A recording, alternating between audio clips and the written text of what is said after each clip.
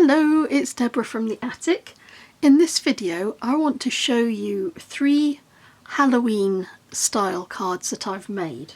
This is the first one, 2 little houses with a spooky moon behind them and happy haunting underneath. This is the second one, a spooky figure with a sentiment that says, "I like my coffee black and spooky." And the third one is this one, 2 little houses on a more elaborate background with a moon behind 2 houses and a boo sentiment. The thing about all of these cards is that they've all been made without using any specialist seasonal stamps. None of these stamps are actually Halloween stamps. The backgrounds, if you look at them carefully, and you'll begin to look out for things now to say, well, wait a minute, they look Halloweeny, so why is she saying they're not? If you look at this background, this is actually a roses stamp background. Nothing Halloweeny about it. These little houses are actually from a stamp more usually associated with fairies, but they've been coloured in colours that suggest Halloween. And this character is actually a goth rather than a Halloween style character. So what about the sentiments? Because they're a bit Halloweeny. Yes, they are, but they're not stamps. They're printouts and they're mounted on black card. What about the moon? Well, the moon is a piece of waste card that I've cut out with a 1 3/4 inch punch to create a moon that will sit behind my houses. So it's cut from scrap card. To make it shimmer and shine, I've used some glitter in a glitter pen, and that's what makes the moon in there shine a little bit. I don't know if you can see that on the camera. Oh, there we go. There's the shimmer and the shine on the moon.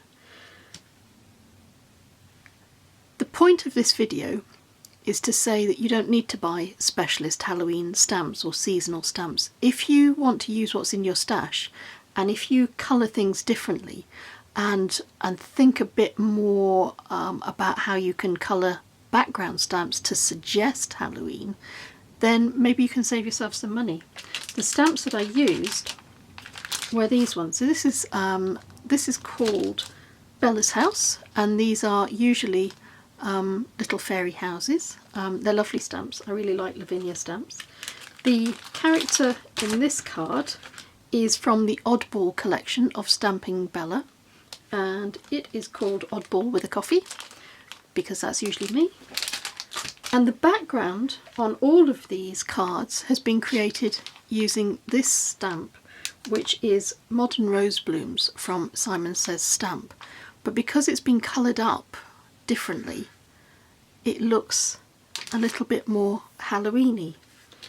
These sentiments have been made from printing out words on an A4 sheet of paper, and I print them out in various fonts and I mount them onto black card, and then I just cut around them and I leave a black edge. And then what difference is there from that or a stamp sentiment? So I'm going to show you how to make these backgrounds, and we're going to pull a card together, but we're not going to use a single Halloween season stamp. This is the first background we're going to make. It's on a sort of a silvery grey background, and then the stamp is stamped up with another grey, lots of grey going on.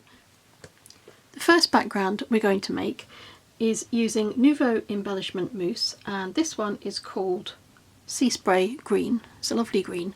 I got a few of these half price some months ago and haven't really made very much use of them because I always associate these as being a paste that you want to put through a stencil. But then I thought I could paint with them because that is a way that you can use them, but they'd gone a bit dry. So the way that I got around it and livened them up again was with a little spritz of water. I always have water in a bottle on standby for things like this, and that really helps revitalise it, and I find that it makes a wonderful background. So I've got a bristle brush as well. This is a Nouveau bristle brush, and the stiff bristles in this are terrific for getting the effect that we want. Now that water's had a chance to seep in a little bit, I'm just going to pounce it. I'm going to put a little bit on my mat because I want to make sure I've got the right depth of colour before I go onto my white card.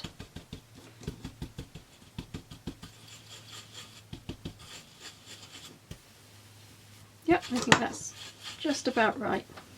If you want to test the consistency, this is why I'm working on a craft mat, you can just work on your mat, test the consistency, get the right sort of strength of colour up before you apply it to your card.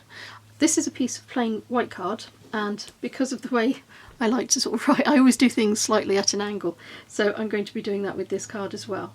And I'm going to start off the card and I'm going to sweep my brush across. That way I'm not left with any surprise blobs arriving in the middle of my card unexpectedly. When I need to add more, I just collect it from my mat. This is going to give quite a nice shimmery effect. It's more like a silvery green than just a green, but I very much like this effect because it gives a little bit of texture to the card, because it doesn't go on smoothly and with a beautiful blend. It does give you a little texture on the card, and for our purposes that's just perfect.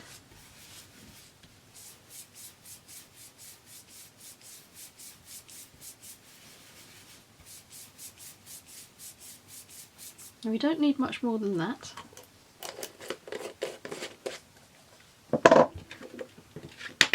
And that's transformed our plain white card. It started out like that, and it's given us a lovely silvery greeny shimmer. The next thing I want to do is take my Modern Roses stamp, and I'm going to use a grey ink. This is smoky grey. I use this quite a lot. It's one of my favourite colours. Apart from anything else, grey seems to go with everything. I can't think of a colour that grey doesn't really complement. So it's a very useful colour to have in your collection. I'm inking up my stamp, and I'm going to take my card to the stamp rather than the other way around.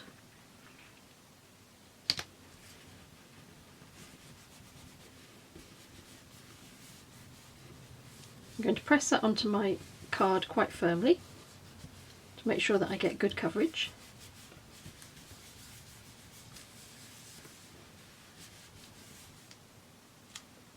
When I turn it around, we've got a lovely silvery green but grey rose colour background. I'm going to set this to one side to dry, and I'm going to show you how to make this one. This background uses pretty much the same technique. We'll start off the same way, but we'll introduce some streaks of black ash Nouveau mousse into the mix as well. And in this one you can see that some of these roses are black, so although most of the background is green, there are some patches where the roses are black, and I'm going to show you how to do that next. I've got my plain card, and I've got my black ash and my sea green spray. I'm going to add a little moisture to the black one to make sure that that's ready to go. And I'm going to start again with my green.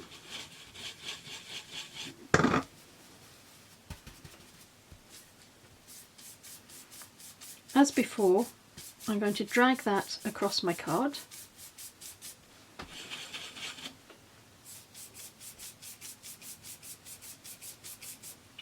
And if you do have mousses kicking around and you're thinking, I don't need that much stenciling or paste for stenciling, and how else can I use them? It's worth using them to paint with, or something like this, a sort of this is almost dry brush technique. It's not entirely dry brush because I've put some water into my my embellishment mousse, but it's almost dry brush. I learned a lot of dry brush work and distressing work when I did some workshops some time ago with Andy Skinner. He's a great expert in how to use paints and different mediums to get the most terrific effects. If you haven't checked him out, he has got some videos available online. Andy Skinner, he's quite well known, and he also produces some fabulous texture stamps. That's my initial background in my nice green laid down. So I'm going to seal that tub up so that it preserves whatever moisture is in there. I'm going to move on to the other end of my brush, I think. I can go over the top of the green. I'm not going to be too precious about worrying about muddling these up, because it's more about getting the right consistency. And we've got green on the base of our card anyway. You may be able to see that shimmering away. And I'm going to just do a very light pass over a couple of times with the black. I don't want to do too much black on here. I just want enough to make it look a little different to the other background. So that's all we need to do on that, just a tiny amount. This time with my stamp,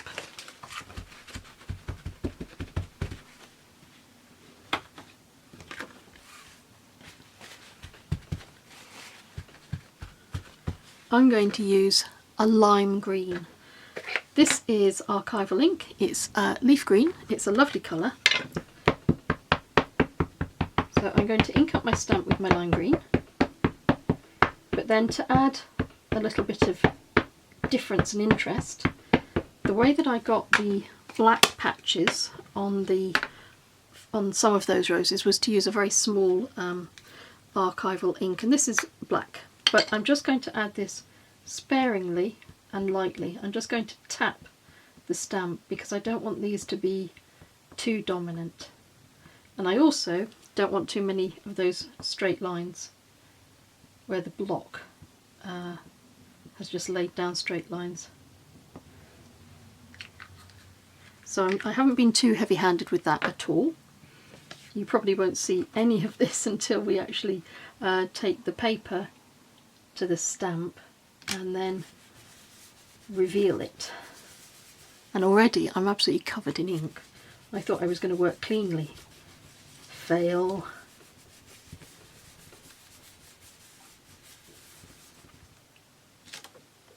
There we go.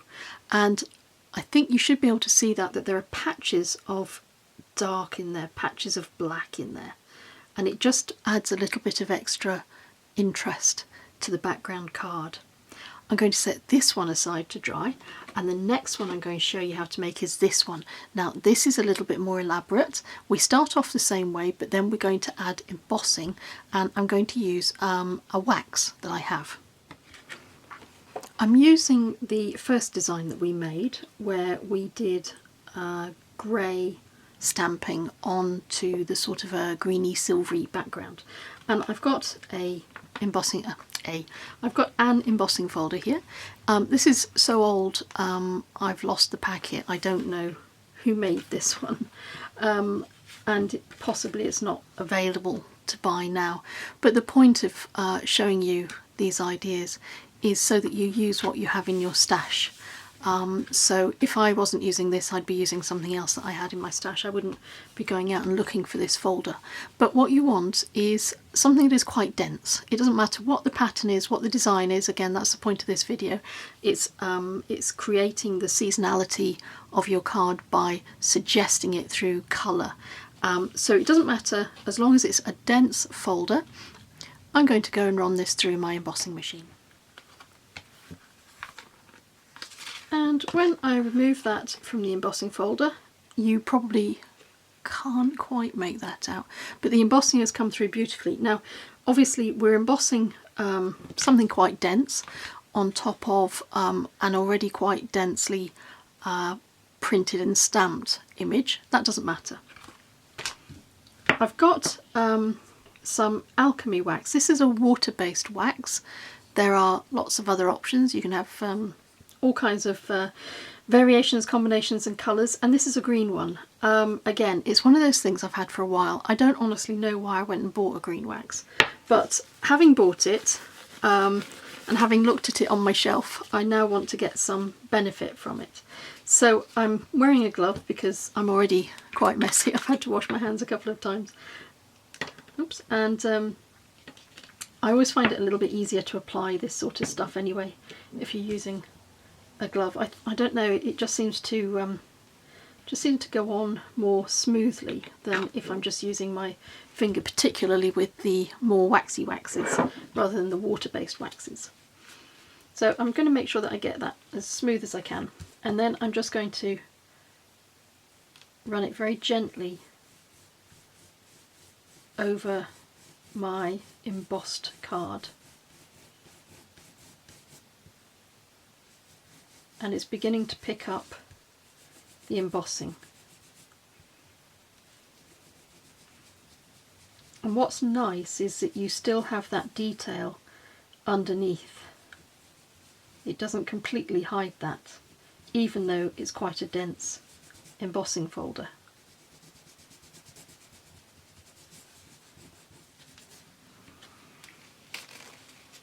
I've gone over all of my card now, and I hope you can see that you've got one design on top of another. The other design is under there just faintly, but it's just enough to make it look as if you've got two different layers going on, and just to elicit more interest in both of them. And that is the background that was used to back this card, and that's how it's made. I've stamped up the image of the house. This is a little fairy house, and this is how it looks before it's coloured up. And I wanted to show you ways that you can use your stamps. When you're looking at your stamps, really look at what you could do to change it, because for example, this is the same stamp, the same house as this one here, and you see there's a big gap there, maybe a centimetre or half an inch of a gap there, and that's the same in this. But in this house it's almost negligible. There's no gap there at all in comparison to the gap there. Now the way that I did that was, when I looked at the stamp, I thought, well, if I cut it across here, could I shorten that and therefore give myself a slightly different house? And I can. So I got my scissors, and before I coloured it up, I cut it straight across that good dividing point there, and I glued it so that it was just above the door frame. And I managed to make it so that it blended in with the bricks, the brickwork down the side there and down the side there. So that's something to be aware of when you're looking at your stamps. Don't just accept the design that you've been given. It's your stamp, it's up to you to use it in whatever way suits your project best. And that way I've given myself exactly the same house, but it's ever so slightly different. And if you were to look at this, you would realise there was a difference, but you wouldn't necessarily know where the difference is. And of course, now that I've told you, you know it's there and there, but it's the same stamp.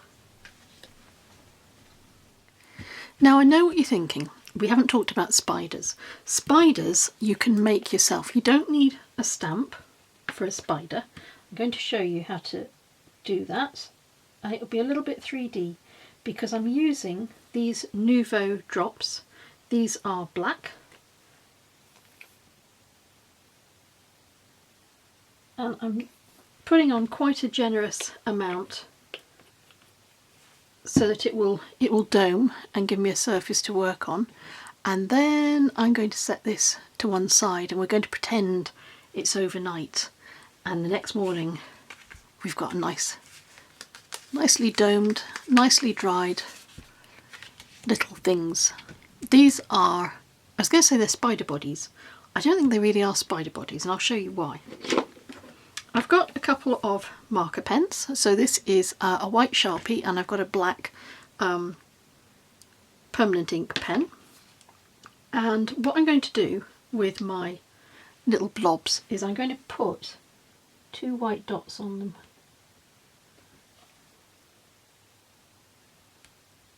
There's one.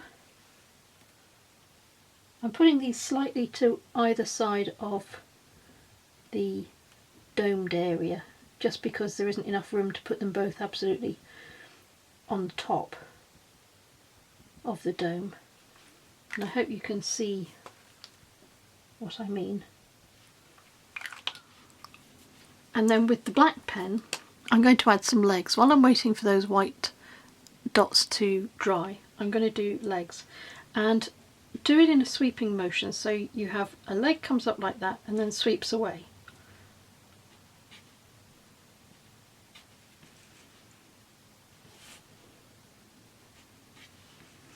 And if you add that little flick to them, it makes them look a little bit more spooky.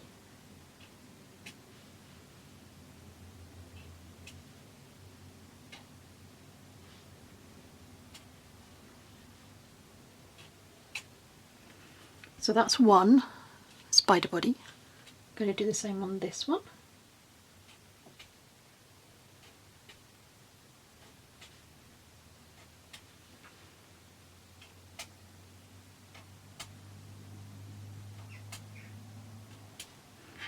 I wouldn't like to encounter my spiders. I don't like spiders, and these look horrible. So when the little white dots are dry, you can add your black pen to make it look like a spider eyeball. And there we go, spooky spiders. The size on these is about that, gives you a sense of scale, and you can draw those straight onto a card if you want to, but that's quite a good way to to make little spiders and make it look like they've got actual dimensional bodies. They would scare me. That's a recap on the 3 cards that we've made the backgrounds for today. You can see from the houses, you simply have to colour them in the sorts of colours that you would associate with Halloween and stick them onto your project. These ones have got some craft foam attached on the reverse to make them stand out a little bit more. I'm going to say thank you very much, as always, for watching. I hope you've enjoyed seeing these 3 cards made, and until we meet again, take care.